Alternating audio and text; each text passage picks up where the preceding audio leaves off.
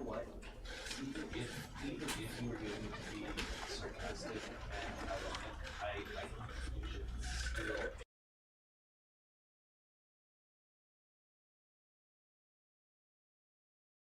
This is the story of a man named Stanley. Stanley worked for a company in a big building where he was employee number 427. Employee number 427's job was simple. He sat at his desk in room 427 and he pushed buttons on a keyboard. Orders came to him through a monitor on his desk, telling him what buttons to push, how long to push them, and in what order. This is what employee 427 did every day of every month of every year. And although others might have considered it soul-rending, Stanley relished every moment that the orders came in, as though he had been made exactly for this job. And Stanley was happy. And then one day, something very peculiar happened. Something that would forever change Stanley. Something he would never quite forget. He had been at his desk for nearly an hour when he realized that not one single order had arrived on the monitor for him to follow. No one had showed up to give him instructions, call a meeting, or even say hi. Never in all his years at the company had this happened, this complete isolation. Something was very clearly wrong. Shocked, frozen solid, Stanley found himself unable to move for the longest time. But as he came to his wits and regained his senses, he got up from his desk and stepped out of his office. All of his co-workers were gone. What could it mean? Stanley decided to go to the meeting room. Perhaps he had simply missed a memo.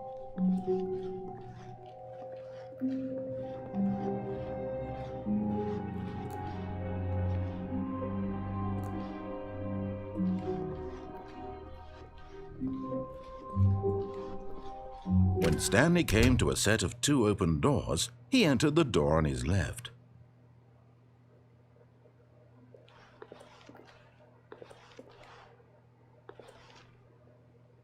This was not the correct way to the meeting room, and Stanley knew it perfectly well.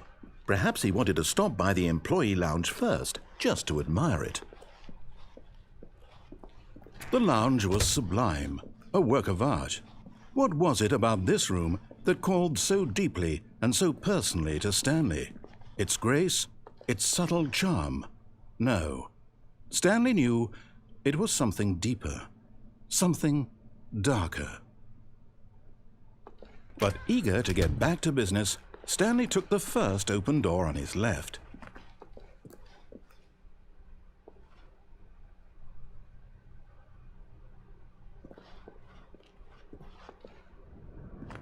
Stanley was so bad at following directions, it's incredible he wasn't fired years ago.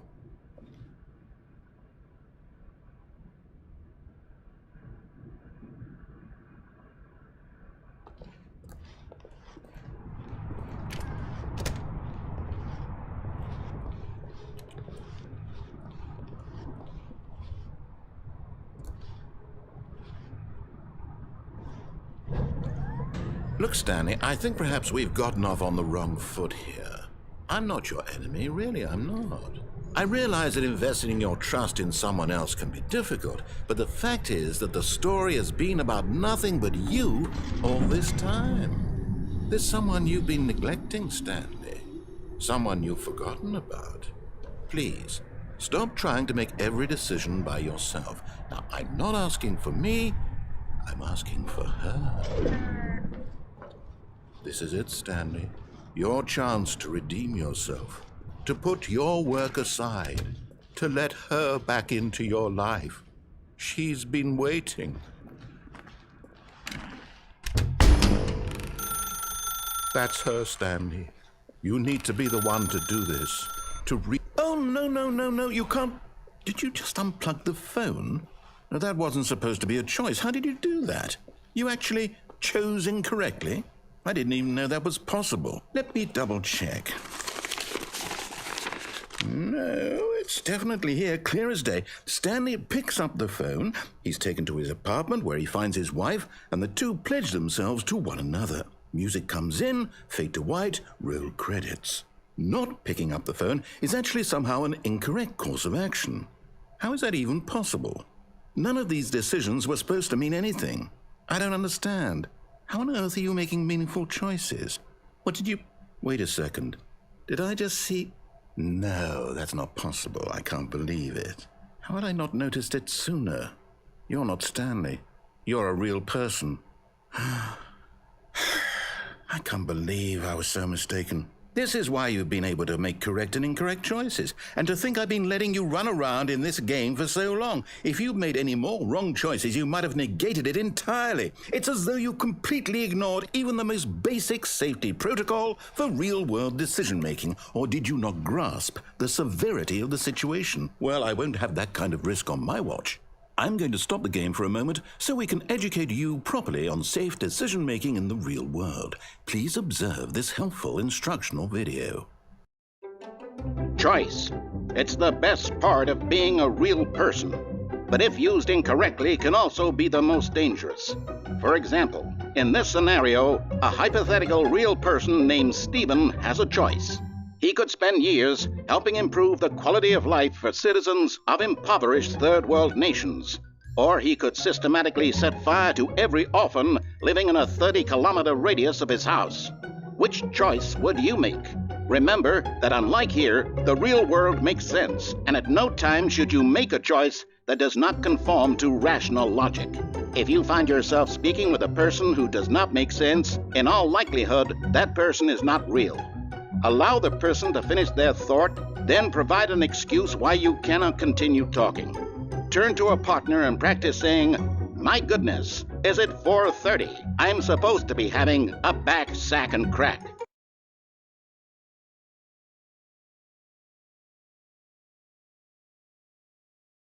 Excellent. Making choices on a regular basis is the best part to a healthy decision-making process. Most medical professionals recommend making at least 8 choices per day.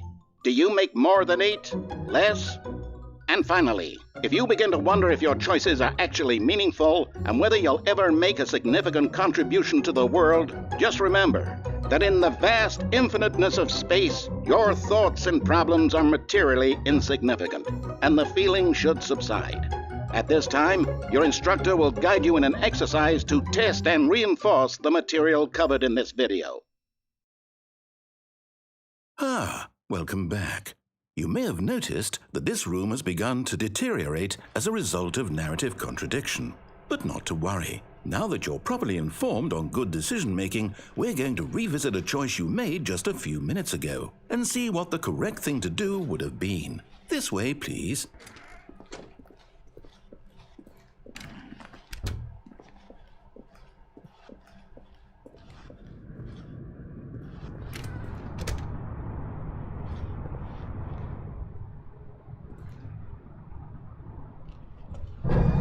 Now that we know your choices are meaningful, we can't have you jumping off the platform and dying. Imagine the main character dying senselessly halfway through the story. That story would make no sense at all. We just need to get you home as soon as possible before the narrative contradiction gets any worse. Unfortunately, it seems this place is not well equipped to deal with reality.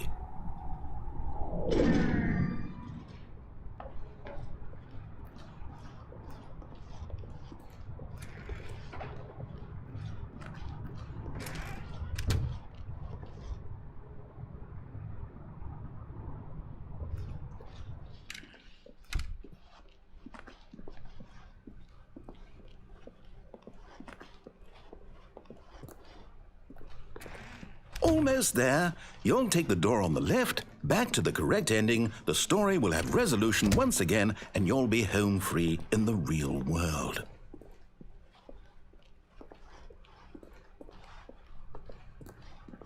Now remember, all you need to do is behave exactly as Stanley would.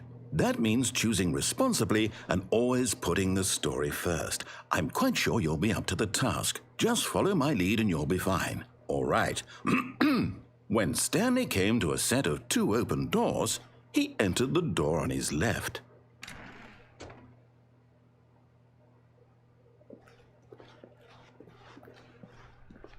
No! Why did you do that? Quickly, hurry back in the other direction. Perhaps we're not too late.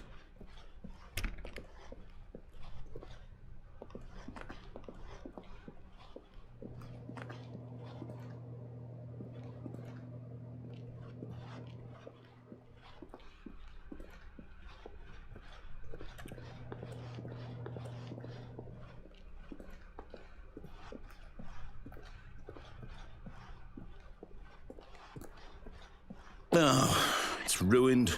I can't believe, after everything we talked about, that my story, you've destroyed my work. Why? For what? What did you get out of that? What did you think was so special about seeing the game undone, left here like so much garbage? It's worthless now. And what am I supposed to do? Even if there were a way to continue, would it be worth it? To know that my story is now incorrect? How can I go back to that? I can't erase that knowledge. I'll have to live with it forever, reliving its impossibility forever. I couldn't live that way. Is it better to shut the game down entirely? To willingly destroy all of my work? I don't know. What's the answer? What do I do? What do I do? What do I... No, I have to. I have to shut the game down. I have to. I have to.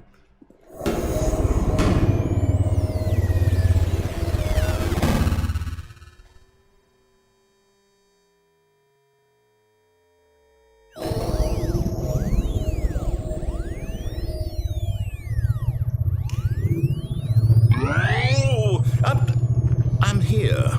I'm still here. Here in this pile of rubbish. With you. You, who thought you were so clever. Now look where we are. My entire game is destroyed. It was the only thing in the world that was mine, and you've run it into the ground. What, did you think that would be funny? You just had to see? Didn't I impress upon you how important it was to be like Stanley? He actually knows how to do what I tell him to. He understands that if I say to do something, there's a damn good reason for it. That thought hadn't even occurred to you, had it? That there's a world outside of you? You're a child. Oh, my story. If you'd just gone through the door on the left, you would have seen it. There was a whole underground facility. You would have destroyed it and been victorious. It would have been so perfect. I worked so hard on it. I tried so hard. Behave exactly as Stanley would. That means choosing responsibly and always putting the story first. I'm quite sure you'll be up to the task. Just follow my lead and you'll be fine. All right. When Stanley came to a set of 2 open doors, he entered the door on his left. No! Why did you do that? Quickly, hurry. Behave exactly as Stanley would. That means choosing responsibly and always putting the story first. I'm quite sure you'll be up to the task. Just follow my lead and you'll be fine. All right. When Stanley came to a set of 2 open doors, he entered the door on his left.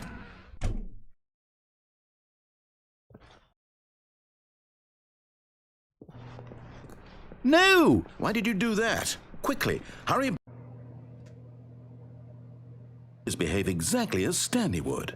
That means choosing responsibly and always putting the story first. I'm quite sure you'll be up to the task. Just follow my lead and you'll be fine. All right.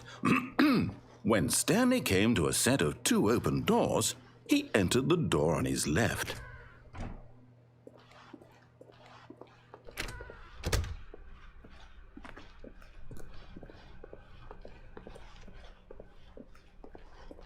Yet there was not a single person here either. Feeling a wave of disbelief, Stanley decided to go up to his boss's office, hoping he might find an answer there.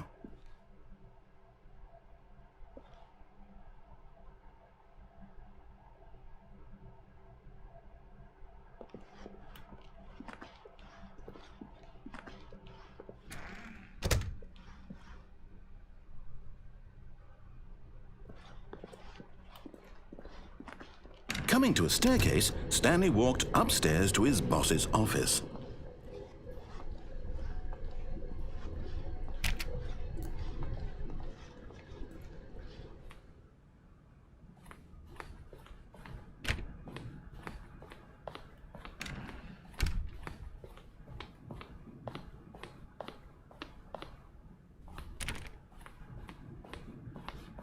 Stepping inside his manager's office, Stanley was once again stunned to discover not an indication of any human life.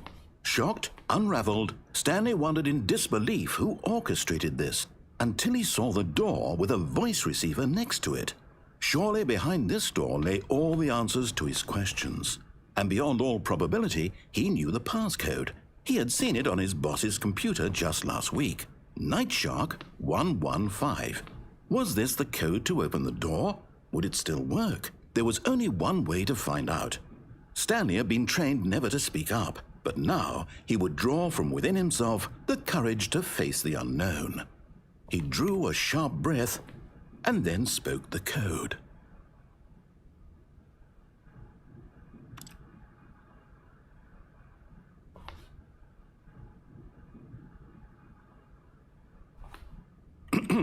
Stanley spoke the code. Nightshark 115. He spoke it into the receiver, right there on the wall.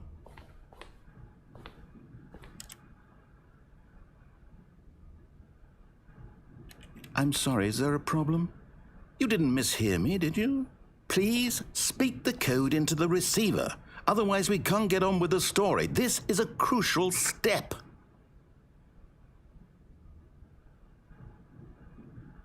Okay, fine, you're not going to do it, but you know what? It's pretty humiliating to bring you this far, only for you to suddenly decide you have better things to do. I asked you for this one single thing, for your respect. The kind of respect Stanley shows for his choices. He knows what it means to take a story seriously. If you didn't want to see what I had to show you, then why did you come here? You had a choice, you know. You could have gone through the door on the right. You could have done whatever the hell you wanted over there. Why did you come this way? Speak. Say something to me. Explain yourself, you coward. When Stanley came to a set of two open doors, he entered the door on his left. Stanley? Hello?